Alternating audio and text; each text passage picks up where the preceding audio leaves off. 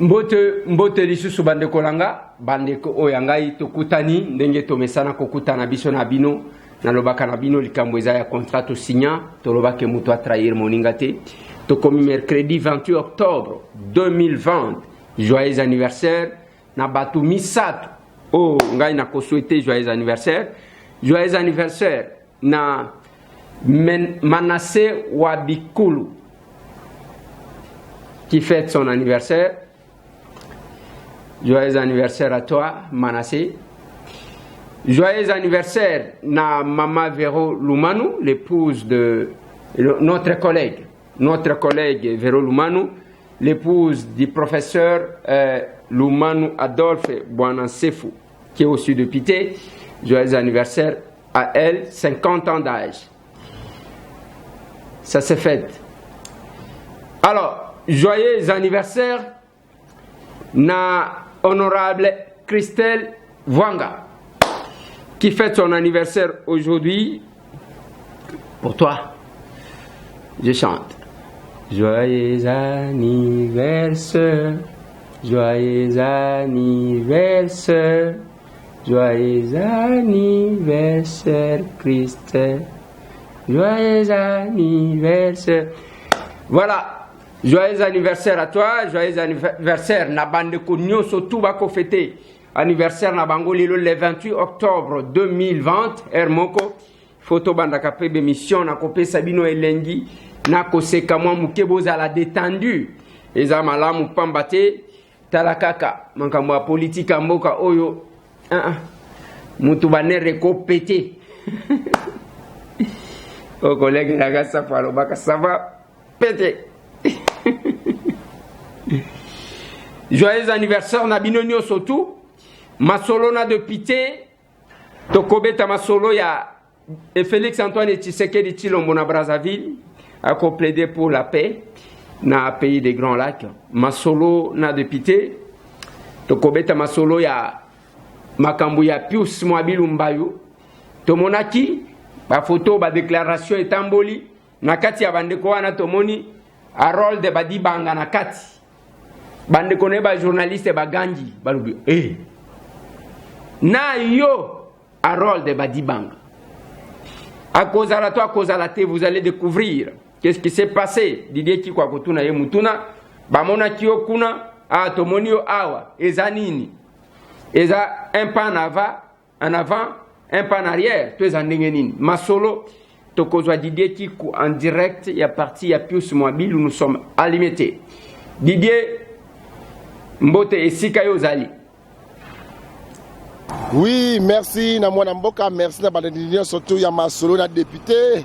Merci pe na yo ndeko Eliezer ndeko aussi ko pesa biso opportunité on a ba congolais baye ba makambo ko le kabongo awa na parti ya ndeko na biso Pius Mwabilu. To sabongo na 4e mairie limité et pas wapi. Mikolo na robela ndeko Harold Badibanga mbala misato ndenge Simoni Petelo Yesu Masi ayebisaka ye okowanga na ngai ce soir ko lambala misato ngapena beleli Harold Badibanga oza wapi oyo kosala oyebi yango na tempête oyo ekomi na FCC mbwa simbwa nzambe toyebi mokolo to tepe ngonga te nde tokiti awa sistema lisu kula lisu na siège ya bandeko na biso ya CNC to solola na bango boyo kapé nini bakoloba ndeko Harold Badibanga jour bazo de suer mwana mboka Pius Mwabilu ozalaki na déclaration wana otelemaki attaque nani makanispe nini ozalaki nango tango otelemaki na epai bazo lobake lelo Pius Mwabilu zo autorité morale ya regroupement politique oyo te. Voilà, Didier a causé la biso mwa muketo développé, o causé la biso mwa muketo développé, oto kosala awa pesana nu Harold Badibanga ngombote bisika azali. Voilà, Didier azawana pembeni na yo akozwa yo boko solola, boko beta masolo Didier Kikou ozala nanu posé. Bandeko balandi to développer quelques sujets mais je me suis rappelé avant de développer ces sujets, message ya condoléances, message ya mabe, nous avons perdu l'un de nôtres parmi les combattants, yé azalaki commis à la sécurité, nde oyo azwaki loko la vocation na ye comme on a cobra, c'est garde du corps de Félix Antoine Tshisekedi Tshilombo avant qu'il ne soit chef de l'État. azalaki na ye awa pe azalaki akendaki bomango alandaki formation, il était là. C'est parmi les résistants, les combattants les plus assidus. Eh ben, il est parti comment asalaki malaise lobina butu tango azomeka koningisa ye bamemi ye na hôpital moto azali susute nzela ya biso nyonso eza ndenge wana ya ye nyonso na baprojet na bana na basi na nyonso akokaki kozala nango etikali eh ben, son chemin. Et hier j'ai vécu eloko moko et bangisa kinga parce que je me dis que vaut une personne sur la terre des hommes. Pourquoi être si égoïste sur la terre des hommes? Je revenais de l'université, nazana niveau ya kamba dadingi. Na koti pona cha carburant. Et du coup, il y a ba moto zoya mutu kezoya na qui somme. Le véhicule, cette Jeep de couleur grise est ramassé. Il y a Ulix. Ramassé 3 motos. Moko, moi, mobile wana, oyo nyonso. À la minute, à gagner tout pas, il est parti. Je suis blessé de part et d'autre. Je me dis, à quoi sert? Qu'est-ce qu'il se disait pendant qu'il était à la moto, sur la moto? Azaki Kokanisa, peut-être il allait dans un rendez-vous. Peut-être Azaki Kokemusala. Peut-être Azalaki Peko Uta Musala. Plein de projets dans la tête. Eh bien, ça s'est arrêté. Alaki Mutute, Yebisi Mutute, Wapiati Kaninite, et il est parti. Mais pourquoi on ne peut pas, nous, penser à ceux qui sont faibles d'entre nous, sur les plans financiers, sur les plans matériels, parce qu'ils nous se cotical. On ne sait pas, nana kokufa na condition nini, nana kokufa na ngonga nini, nana koloba avant kufa, nana koloba te. Le londenge to koloba, la voix des sans voix, ba monter au créneau, balobi comment, Major Ngoi, oyo tomonaki, ayaki awa, bakangie pona dossier ya liwa ya Chebeya, na Fidel Bazana. Témoin ye wana kotiko yebisa biso makambo. Mais batiki depuis ayaki, bako sambisa yete, toko yoke logo mokote, toyika ke santé na eza malamuté. La voix de sans voix bako banga que soit bako empoisonné ye, akufi pourvu ka kendena secret, soit ba makambo eza ebele. Bango na ba prison wana bazana batuna bango te. Bazana batuna bango qui sont des prisonniers, ils peuvent passer par une autre personne pour atteindre leur cible, pour effacer les traces. Ndenge boyebi que batu wana baza formé na muyibi o basala ke bake ko iba soki moko na bango kwei nyevo bango moko ba cheveye pour qu'il trace ses alate. C'est quand même compliqué et c'est bizarre. Que vaut la vie d'une personne? Que vaut un être? Mutuazanani et le Kwapamba, un jour, ça va rester que Mutumoko Azalaka. Mais comme marqué passage sur la terre des hommes. Les apamba te bande konangai. Même des fois, nous autres, les amalamute, je m'efforce. Des fois, beaucoup de changements à voir nanga. Ils attendent que les apamba. J'ai un petit souci de santé. Mais je suis obligé de passer pour vous informer. J'ai toujours banalisé ce qui nous concerne pour mettre en avant-plan l'intérêt supérieur de la République, de mon pays. Félix Antoine Tshisekedi Tshilombo azali ko plaider pour la paix. Alobeli yango na Brazzaville, mais bamboka mususu bakoluka ko déstabiliser ba mususu. Mais ceux qui ont moni, batu bazwa stratégie moko ya ko se protéger, nandenge ya ke basala ka bango agression. Ils sont à l'offensive. Ce sont des Rwandais. Awa ndenge tokolo baboy bazana ba problème na batutu. Bazana problème na Uganda, bazana problème na Congo, bazana ndengwana. Si de suite. Est-ce qu'ils sont en train de se venger de ce qu'ils avaient connu, de ce qu'ils avaient subi avec sous le régime Mobutu? Azalaki kozwa bango lokola ba petit moko amuki. Yango vienanga honorer Rwanda loba na biso ke bango ne mutu basala Museveni. C'est quand même bizarre. À plaider pour la paix ezala na cadre ya collaboration. Alors bako bomo ba maman, bako violer bana, bako violer ba maman, ça ne va pas. Azarias Serouberwa, na Assemblée nationale. Le monsieur a balbutié. Il s'est contredit encore une fois de plus. Ozomona attitude Yamuto Aza entre le marteau et l'enclume. D'un côté, ba promesse oyasa salaki na communauté naye. Ya kota li sabango ke nasina sale libino ngai nasina sali na kosala. Et de l'autre côté, la pression de l'Assemblée nationale. Félicitations na collègue nanga Moïndo Zangi, député de l'opposition. Félicitations pour la détermination. Mais ce qui se passe, les Lobatubako Ganga a démissionné. Oui, on a chanté démission. Qui ont chanté? Ce sont les députés de l'opposition. Quelle est la position du FCC? Bino Batuboko pesa ba beki na FCC. Je le répète. J'ai dit, il n'y a pas trois voix. Il y a une voix qui est d'une manière directe ou indirecte pour le retour de Joseph Kabila. Avec comme mission et objectif, attaquer pour déstabiliser Félix, afin de renforcer le rang de la majorité que nous avons actuellement au Parlement, l'FCC. Et c'est là, Bande Konangai, na pesa Kibino, le dessous des cartes. Il y a rencontre à Kingakati, il y a avant-hier. Joseph Kabila ayambaki ba chef de parti, na ba chef de regroupement politique. Nakati wana tango ayambi bango, ba lever option, lobby jeudi, ndako yamba, le reste de députés. Ils ont un problème à loyauté, bah comme il faut surveiller bango ainsi de suite, les députés sont devoir considérés comme des marchandises. Et je vous ai montré à quel point ce qui avait fait que Janine Mabunda Tanga, montant de députés à Touchakate, ils ont Sony. Parce que si vous arrivez, les lots tous en a plénière, ceux qui n'ont pas de plénière, tous en a plénière na 13 heures. Ceux qui journalistes avec une caméra, comment on a des députés, Moussou Bazo ya makolo, Moussou Bazo ya na moto, et le guizate. Et awa, boycotté, aucune prestation de serment. Qu'est-ce qu'on donne aux députés? $300. La chosification de députés. Mais comment quoi tu n'as le bien les musala na komi okosala musala député te komi ozo défendre Félix na lobby encore un petit souci, il y a réflexion, totanga logique pour nous réfléchir.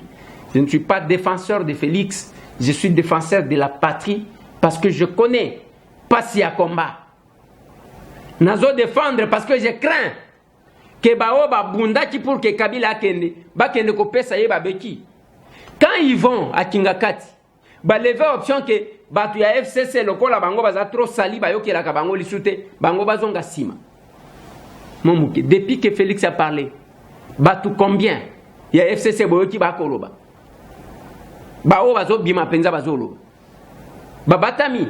Et ils ont arrêté une stratégie d'outiller, d'armer lokola ndenge na lobaka na bino pour détruire une communauté.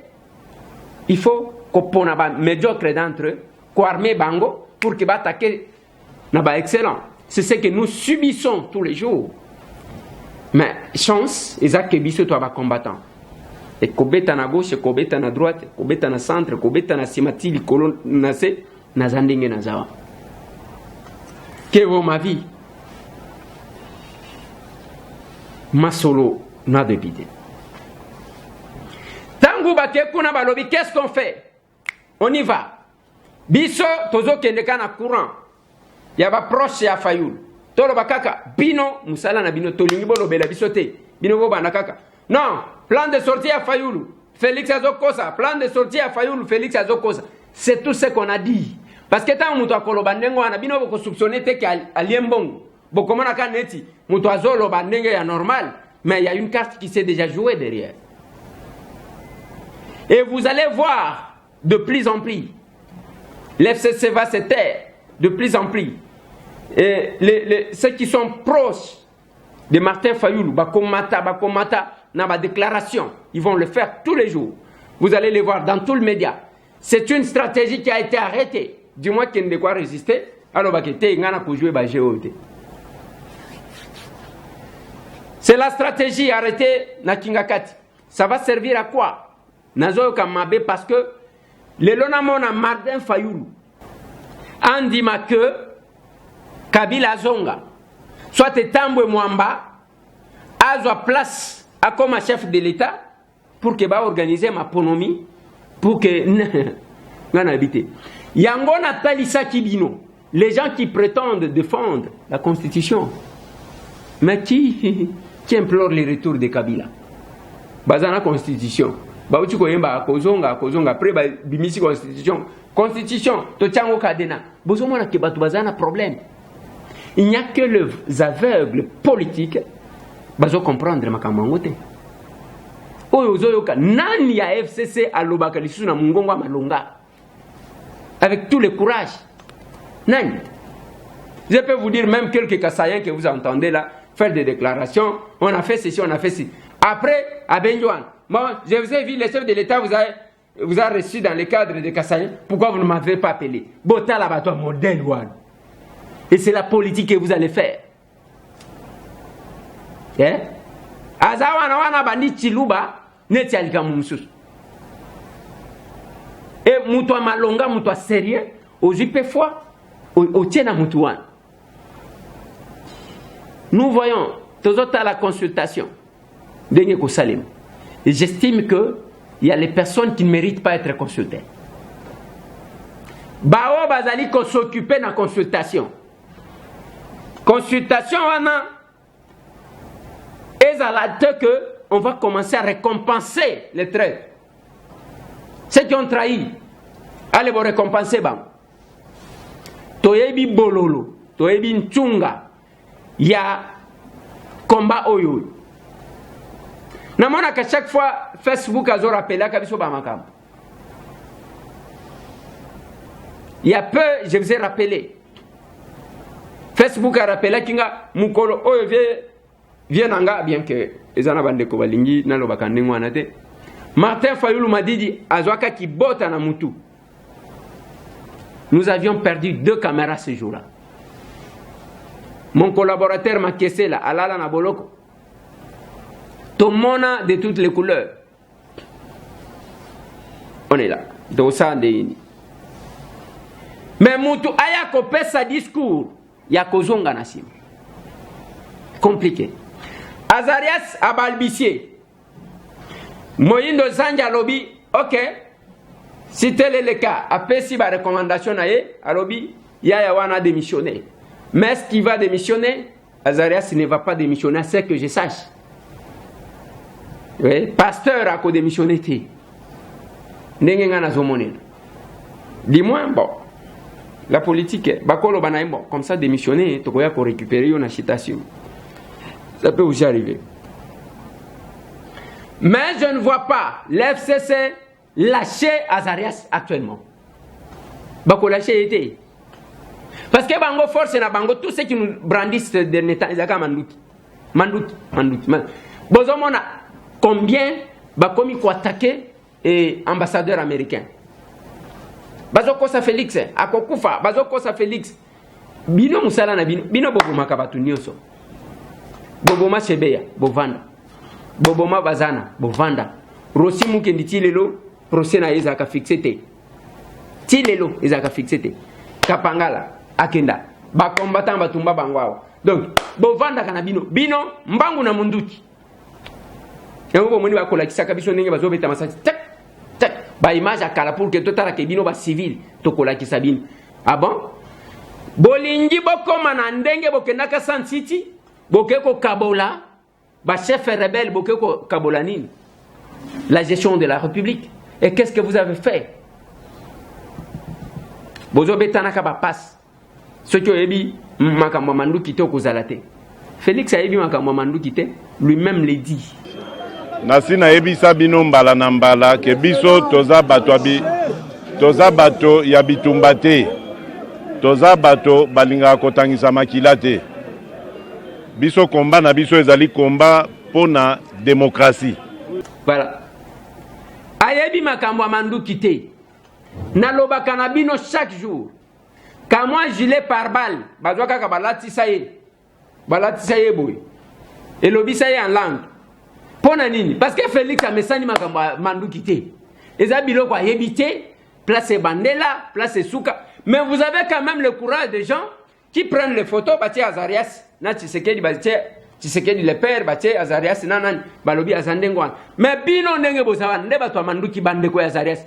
Bino, parce que Azarias a la tête d'une rébellion. Bino nyonso bato manduki. Biso to yeba makambo manduki te. Kendenga lobi wana. Makambo manduki te, biso to yebi combat pacifique. Toko tambola yango elembisa Mobutu. Qui avait une forte armée en Afrique. Babengaye le roi d'Afrique. Suite à force, il y a armée naïe. Ba militaire yandenge nandenge. Mais Alemba na marche. Joseph Kabila aye kotika ko se représenter na marche. Muto amema ki manduki te. Bato amanduki tozati kozela soki bakobenga na Kabila lelo tozeli lobi. Esuka kaka ndingwa. Esuka kaka ndingwa. Oh biso wana tozoya, tozana nzela, biso wana tozoya. Nzelango wana ta nzelango ya Kana. Ata nzelango ya Kana. Bana Israël misusu bakoma te. Bakoma. Mais oya manduki esimbate. Par un combat pacifique, Kabila a reculé. Par un combat pacifique, révision de la loi électorale, Tostopa Yango. Par un combat pacifique, Kabila n'est plus chef de l'État. Et Batoubazo rêvé, c'est tout ce qu'ils mettent en tête des gens. Lobina Kingakat, Naebi, Nini Bakoyib Savam. Yamona Kolobana Bande Konanga, le moment est venu. Azaria Siyewan, on va les sauver par l'FCC. Soit qui a démissionné, il va préparer bord mon koboy, soit à cause démissionné pour n'a pas salé le comme mon koboy. N'ayez beaucoup attention à l'est du pays à tout moment et qu'on sait les maintenant. Il n'y a pas trois voies actuellement dans la politique. Il y a la voie, il y a Batou proche de Joseph Kabila, n'a pas ramification à Bango. Il y a les gens qui veulent changer les choses. Nous avons sabinoté. Yango bokomona ceux qui balobi consultation. Les gens sont dans une confusion totale. Admettons que Félix a limité. Oui, a limité, le chef ne connaît pas tout. C'est pourquoi il a des conseillers autres. Il s'est senti limité, il pouvait prendre une décision lui-même. Alors, Moukikabo, j'ai des sous, j'ai fait ceci. Alors, bité, Nayo Kabandeko. Ce qui Martin Fayoulou m'a dit, a des choses à dire à son frère. C'est lors de la consultation.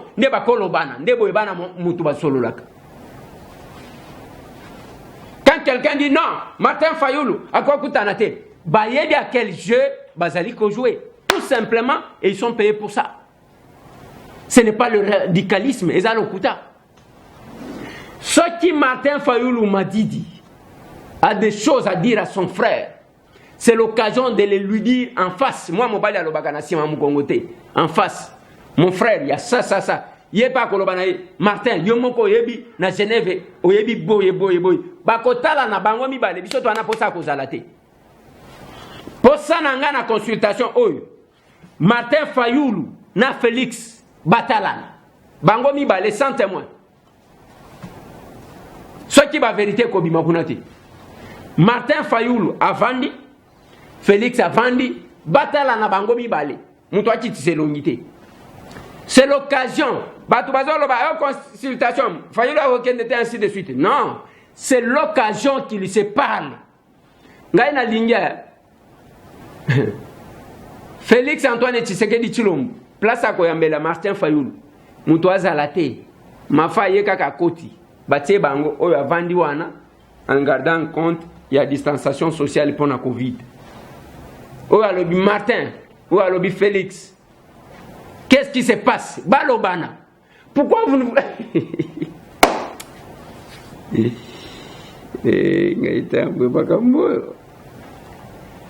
la vérité, et c'est comme ça aussi que le linge sale peut se laver en famille. C'est honteux aujourd'hui que les gens roulent pour une famille politique qu'ils ont prétendu combattre hier. Masolo. Nalingi natanga message moko batindi na Lualaba.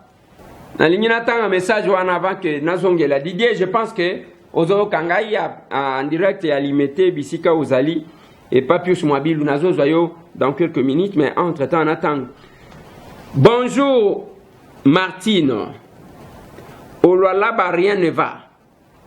Après le discours de Félix, le gouverneur de la province de Lualaba avait tenu une réunion avec tous les membres du FCC à l'hôtel Colibris, l'hôtel de son directeur de cabinet José Yave, au cours de laquelle ils ont décidé d'organiser les groupes de jeunes, de parlementaires, pour faire des messages à la presse contre le discours de Félix.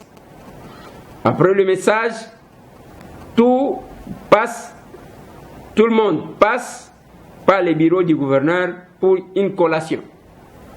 Merci. Anonyme, Lualaba Kolwezi. Na habite so kibo yoki message wana malam na linyina na limbolango na lingala. Message, je vais encore interpréter ça en Swahili. Na habite so kipo nani. Na yoki kamolimo tindinga ok na lobango pe na Swahili. Na lobango pe na lingala. Balobi Mbote Martine na Lualaba eloko moko te kotambola malamu. Na sima ya discours ya chef ya Félix, gouverneur ya Lualaba asalaki réunion moko na bandeko ya FCC na hôtel Colibris, hôtel ya directeur de cabinet na José Yave. Na kati ya réunion wana ba décider qu'organiser et tout le ya bilenge, soit le groupe de jeunes na ba parlementaire ya ba jeunes pour na basala ba message contre le discours ya chef de l'État na ba média et na sima ya kosala yango ba kolekaka et pas gouverneur pour na kozwa mwa pata na bango wana na interpréter kaka na lingala na interpréter na Swahili. Jambo ndugu Martin, jambo Martin. Hapa Lualaba mambo hayendeke bien. Kisha discours ya Félix, gouverneur Arita, gouverneur wa province ya Lualaba alifanya réunion moya pale na banque ya FCC na ku hotel Colibris, hotel ya directeur de cabinet wake José Yave. Mule ndani njo bali décider qu'organiser biyana na ba député ba parlementaire bengine ba biyana njo kupita ku télévision kwanza kufanya ma message contre ya mubaya contre discours ya chef de l'État. Soki message oyo natangi eza vrai bande ko nangai eza pasi pona nini boyo kanga bien ngana zoyo capacité pour un gouverneur. Mouye c'est un grand politicien, acha sali na yoki awa balobi ke bon pona bato mbongo parmi ba gouverneur ya mbongo mouye a commis ye top ngana za kunate za vina ye tozana mboka oyo bato bayaka na politique pour s'enrichir. Soki yango izaya solo. J'utilise le conditionnel. Mais nazoyo capacité pour na ba jeune Biana bilenge. Jusqu'où on va vous manipuler, binoba jeune, parce que vous vous retrouvez où? Nakatanga, je le dis bien, parmi batu bazwa ba formation en malamu classe mwana atanga na Lubumbashi, na politesse, na français zoloba, ozo sentir que vraiment muto atanga. À Lubumbashi, il y a tout pas d'impolitesse, c'est pas de quoi donc ozo mona moi éducation mon koboy. Mais si on doit après Kotanga, Bozwa Kamusalani, les Lualaba wana nazoloba la façon dont les Chinois vont exploiter minerai kuna. Nous attendons. Il y aura combien d'années? Et le quoi que vous allez les sous. Bon, Bokanisi minéraux botaka et botaka ta. On doit manipuler pour donner combien d'argent. Et puis mbongo bazo pe sabino ya bango te za mbongo na bino. C'est notre argent, c'est l'argent de l'État. On ne va pas à l'université au temps aux juifs français nyo surtout wana yo komi mukala ya mutu sans aucune réflexion. Non, mon Dieu. Non. Non, ezamabe. OK, autant dit que là si. Batandi si bien au souffrir. Tu ne sais même pas défendre les diplômes. Au cause de la nétiquité. Au cause de la moutouyake, au cause de la otunambo. La personne, parce que Nazolo va toujours. Il n'y a pas moutoualobi que moutouana, as spécialiste dans la logique. Totanga ka logique pour la cohérence dans la réflexion. Olobimbo moutouya zope sangambongo. Mbongo izaya bilanga na ya kata wapi. Iza matembele na ya buka wapi. Iza bibwele na ye abokola wapi azwi mbongo pour que akabelanga azo kabelanga parce que azana mawananga pour alinyasu nganga komi tuna kotuna ne fait que ça avant d'avancer. Je dis toujours aux gens, un vrai homme politique ne mange pas quand tu l'as faim, il mange quand c'est opportun. Un vrai homme politique alia kabilia aliati ayo kinzala yewan te homme politique alia kasoki amoniki akoki kolia. Mais c'est ça. Et ça oui. Mais ozo kufati. Boute na bande konanga tout bakola nanga na radio Simba tozakuna na kolobela likamwa insécurité kuna mkolo malobi. Bao bazana 7 media na mwana ditu bozo mbote. Mbote na maire de la ville ya mwana ditu. Madame Fideline Moutonge. Oui.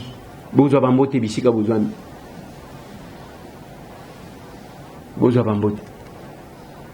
C'est pas possible. Cette jeunesse-là, et comme yango moni batu, tona mutu, jeunesse sangwe bandaka na azni ni sugi na azni. Batu ba pesa ka réponse te. Les gens sont en train de se rechercher. Attention ya komi mubange lokola na zwate na kene na comme ta jeune. Biso awa. Bachakinga na réseau des jeunes parlementaires où ils a dirigé actuellement na collègue nanga Ogi Kaloji. Que je salue en passant pour na beforo azo sala pour na bana terre jaune kalamingité bandele ko salima. Il a reçu plutôt à déplacer notre président Janine Mabunda Lioko à Kendaki Tikuna pour na koyoka batu. Félicitations à toi, chers collègues. Bazwa ki kombo nanga bachewan. Réseau des jeunes parlementaires. Bazui Daniel Safou balobi azamu kolonabi. Oh, Daniel azamu amukete. Bake ko vérifier ce qu'on a archive 73 ans. Ih, mutongo zakaka boy. Nalobi na zakoko boy mona kanga ndengeni.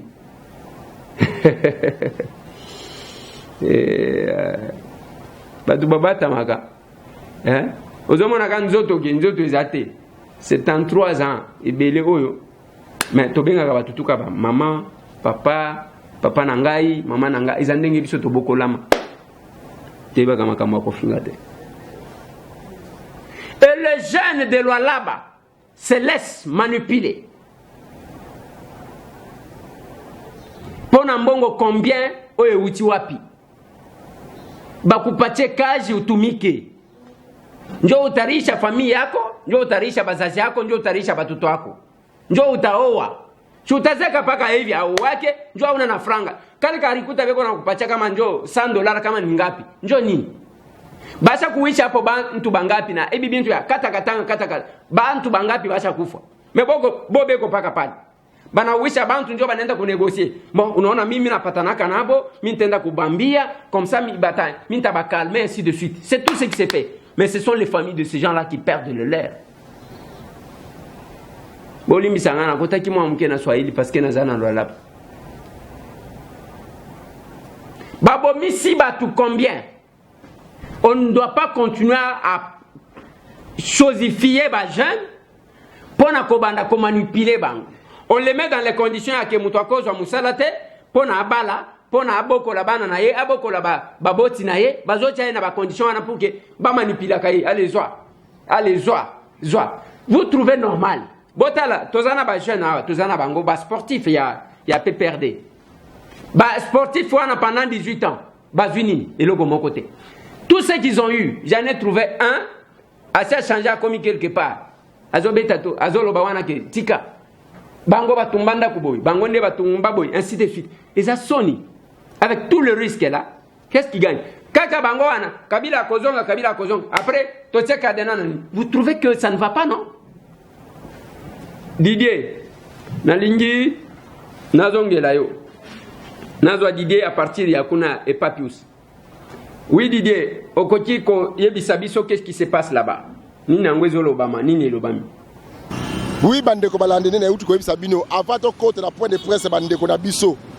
Na ko zoye moko ndeko na biso Harold Badibanga, boyo ka impression na ye. Moi mutu na moko ko sala ko na mbote ndeko. Mbote ndeko. Boni santé. Ozomona teke na za bien. Oyo eza yo moko, elilingi na yo, photocopie to lipasa na yo. Ngai Harold Badibanga chemin kenda kabeliste. Kabeliste ya solo to ya enveloppe ka. Yo yebinga te. Est-ce que ngai longi na ngeza ya kotuna? Ngana kabeliste. Donc ya koloba te ya kosa kabeliste. Mais tout le monde qui bilambo là tu joue ba koloba ke no ba longoli ndeko na biso plus mobile na parti AA regroupement politique wana. Yo po assista ki au télé comme membre. Le lo combien? Qui chef sur ka ton bien positionnement. C'est baloba qui te que ba balongoli baloba qui ba suspendre na ba activité ya regroupement ba bengani ete. Ngana sala ki parce que parti etinda kingai en tant que parti membre ya regroupement ngona sala ki wana. Ba Congolais ba yimi o ba lebi ndeko Harold Badibanga a trahir kulutu na ye mutazuye ate na presse a commission les politiciens de la place ndeko Harold Badibanga ki a poni nzela ya mabe et ça que ndeko ba réaction ba Congolais wana tena seka ki po na yeba ki keza bongo te eza ba supputation preuve ane na la te lamba ya parti na ngai na za na siège ya parti. Donc c'est la preuve que les a la supputation.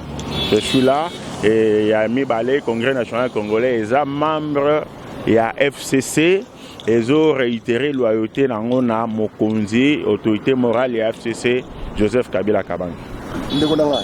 Est-ce que le besoin de la montée manayo toujours se plaît sa population? C'est yo yebingaït. Quand on a soutenu Joseph Kabila malgré ba injure, je continue, je suis à l'aise. Na lobakate na sara biloko te pona ko sepesa mutu. Là il faut yebana. Moi c'est Kabila, Joseph Kabange. Bande konyo sur Congrès national congolais. O ba na biso sikoyo. Pour qui ça ba mitema, mais c'est ko kopesa bango. Yo ozala kati na poso ozala kana ngaka to ba décision pe koto. Naza porte-parole ya Congrès national congolais, porte-parole ya autorité morale ya CNC, porte-parole ya autorité morale ya AA, Alliance pour l'avenir, son excellence ministre d'État, ministre de l'urbanisme, habitat, plus mobile Mbaye Mukala. Ba membre tout baye baketo za ba membre ya FCC. Preuve année que lorsque camarade d'autorité morale à Kendaki, Milulu ya investiture ya ba juge ya cour, ba membre ya cour constitutionnelle à Kendaki comme membre ya gouvernement Kendaki yemoko. Ce que ça la kakebulu ye kenini alinga senga na ba député ya CNC, ba député ya AA na mobima na bango bazala na ye. Ce qui abenga ki bangote, c'est tout simplement nenga loba ki pe na tweet na yebolanda ba tweet misusu alukutate. Tweet naye à Liboso Lobaki, il est allé à titre individuel répondre à l'invitation du chef de l'État, point barre. Ça n'a rien à voir avec la supputation au bateau à salle. Suspension est remplacée malamoko, pas un motomoussous. Il y a une suspension. Ce qui est suspension et ça l'a mis, c'est que il fallait une décision et un regroupement et ça m'a dit pendant ce temps, il faut quand même que le regroupement est à la gérer. Là, il n'y a pas de problème. Le problème ici, c'est l'appartenance. Il y a FCC, il y a plus Mabou Mbaye Moukala. L'appartenance, il y a CNC, il y a plus Mabou Mbaye Moukala na FCC. Ok, donc le permission de Mamouké, tu as une déclaration de comment tu as un souka, tu as un souba, tu as un Harold Badibanga, ça bel et bien na CNC. Merci. Merci. Wana bolana ki bongo de grapso Harold Badibanga, tu as un siège à parti politique na bango. Si ça ma liste de la liste de la musique nenge ba musiba ko lobate. biso na moi awa toye kozwa moi awa na siège ya congrès national congolais toye kosola bandeko toye ka réaction na bango par rapport à la suspension ya président na bango autorité morale ya regroupement AA. Le bureau politique du Congrès national congolais CNC en sigle, parti membre du regroupement politique Alliance pour l'avenir AA-A en sigle et du Front commun pour le Congo FCC en sigle, élargi à quelques responsables des comités de base, réunis ce mercredi 28 octobre 2020 à son siège national, tient à fixer l'opinion tant nationale qu'internationale sur les provocations constatées dans les différents communiqués lus par certains prédateurs de mauvais goût contre son autorité morale, son Excellence Pius Mwabilu Mbayu Mukala, ministre d'État, ministre de l'Urbanisme et Habitat. Après débat et délibération, le Congrès national congolais rend la déclaration publique suivante. 1. Au sujet de la prétendue traversée, le Congrès national congolais rappelle que conformément au principe d'adhésion et sortie libre dans une formation ou plateforme politique, son autorité morale avait quitté son ancien parti officiellement et avait à cet effet organisé un point de presse pour préciser le motif de son départ, ce qui n'est pas le cas ce jour. Contrairement à certaines mauvaises langues, mieux des personnes mal intentionnées qui véhiculent à tort et à travers des propos mensongers et haineux. Et de préciser que si Pius Mwabilu Mbayu Mukala voudrait quitter le Front commun pour le Congo, il le ferait au grand jour et non la nuit, et c'est en toute responsabilité.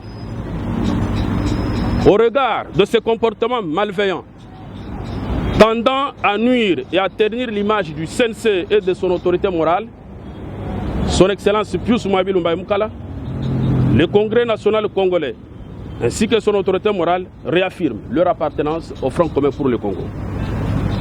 Pour mémoire, de Mouzé Laurent Désiré Kabila à Joseph Kabila Kabange, Pius Mwabilu Mbayu Mukala est resté le distingué fidèle, malgré le traitement injuste dont il a été à plusieurs reprises victime, et a continué à se sacrifier au nom de la loyauté de manière désintéressée sans en exiger une quelconque récompense. L'on se souviendra des actes de vandalisme de son siège national à Kinshasa, actes téléguidés par des personnes de mauvaise foi, ennemis tant de la République que de la démocratie. Le Congrès national congolais, CNC en sigle, et son autorité morale ont été les ténors de la campagne du candidat du Front commun pour le Congo à l'élection présidentielle de 2018, notamment Issa Kinshasa, et les Kinois en sont témoins, contrairement à d'autres cadres du FCC qui avaient du mal à porter le candidat FCC, ni à citer en public son nom pendant la campagne électorale, chose qui a conduit à l'échec de notre plateforme à la dite élection.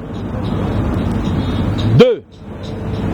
Au sujet de la présence de son autorité morale à la cérémonie de prestation de serment des juges constitutionnels, le Congrès national congolais note également qu'il a suivi avec regret les récentes déclarations lues sur les chaînes de télévision par un groupe de membres du regroupement AA-A, tendant notamment à suspendre son autorité morale, Excellence Pius Mwabilu Mbayu Mukala, du dit regroupement.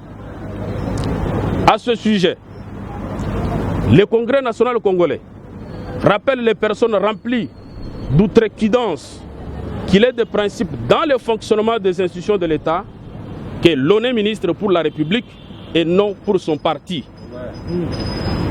Il s'ensuit que la présence de son autorité morale à la séance de prestation de serment des juges constitutionnels reste un acte d'un homme d'État, ce qui traduit même l'esprit de l'article 97 alinéa 2 de notre Constitution.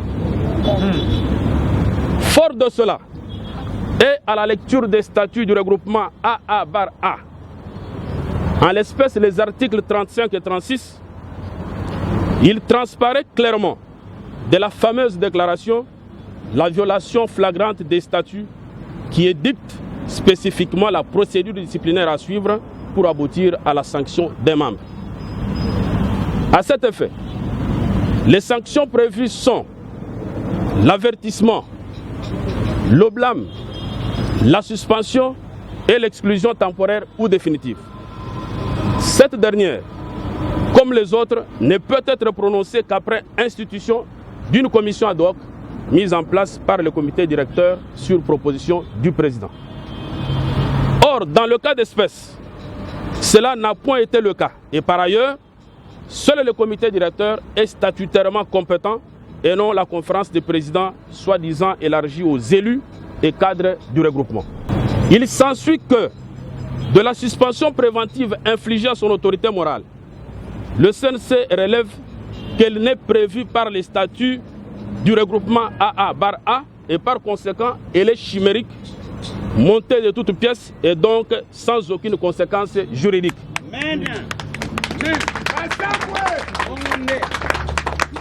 Aussi, conformément à l'article 14 des statuts et 13 du règlement intérieur du regroupement, les réunions sont convoquées et présidées par le président.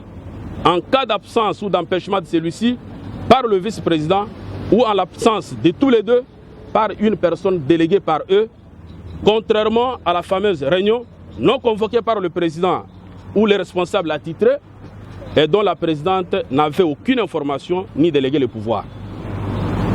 Le CNC dénonce donc ce montage confirmé par des appels téléphoniques de certains cadres de notre plateforme FCC lors de la dite réunion qui sont animés d'une haine et d'un acharnement sans précédent pour influencer cette violation flagrante des statuts. Eu égard à tout ce qui précède, le Congrès national congolais rejette les sanctions prises à l'encontre de son autorité morale et se réserve le droit, d'ores et déjà, de saisir les instances judiciaires de la République en vue de porter les dits faits pour sanctions et juste réparation.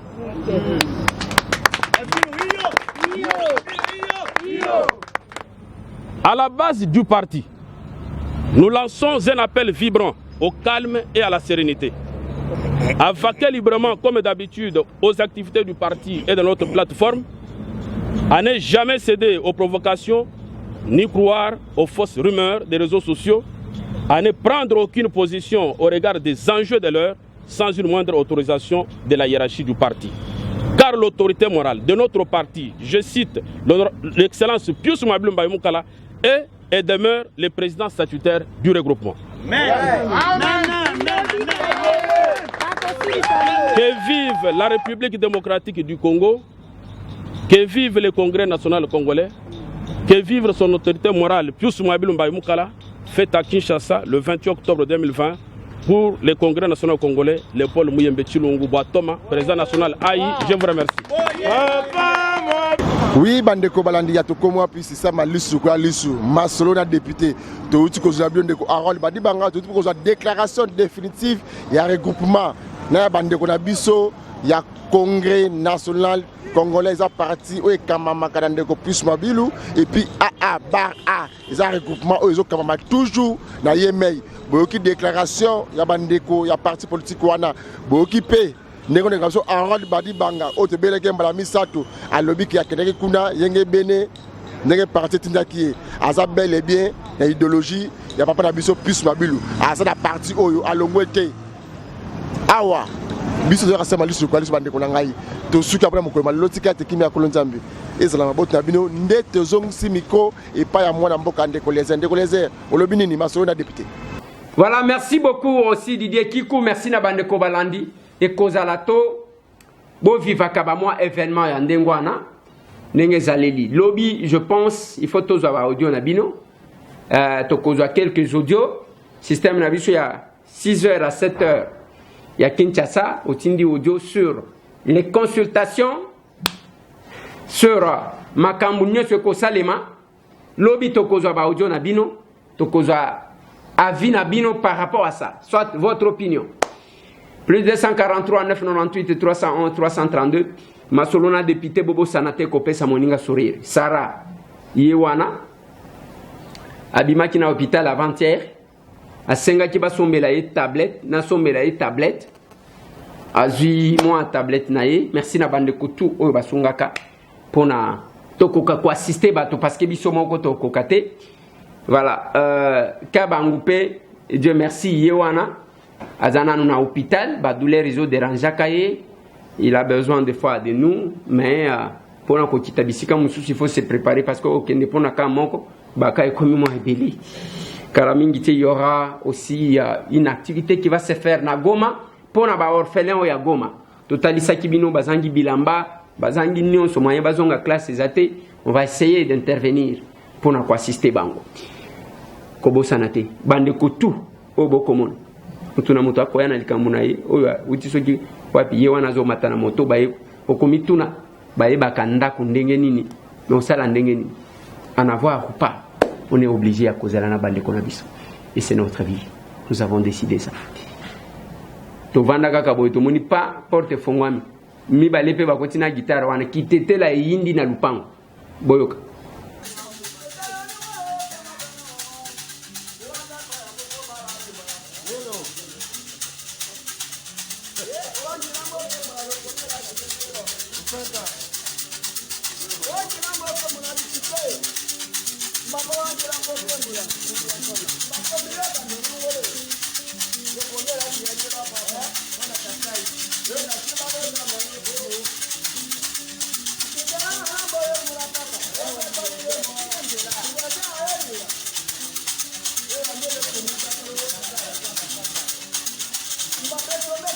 Ah voilà. Merci Nabino Nyon surtout Botika la branché. Tokutani lobby 6h à 7h. Votre audio sur les questions d'actualité. Nalobakana batu to pesaka opportunité à s'exprimer. Eza kolongola na batu na biloko mike ya kofingana. Te pesa likanisi na yo oyo apesa eleka. Kofingana eza kozanga ku. Soki mutu ekale. Merci. Tomone.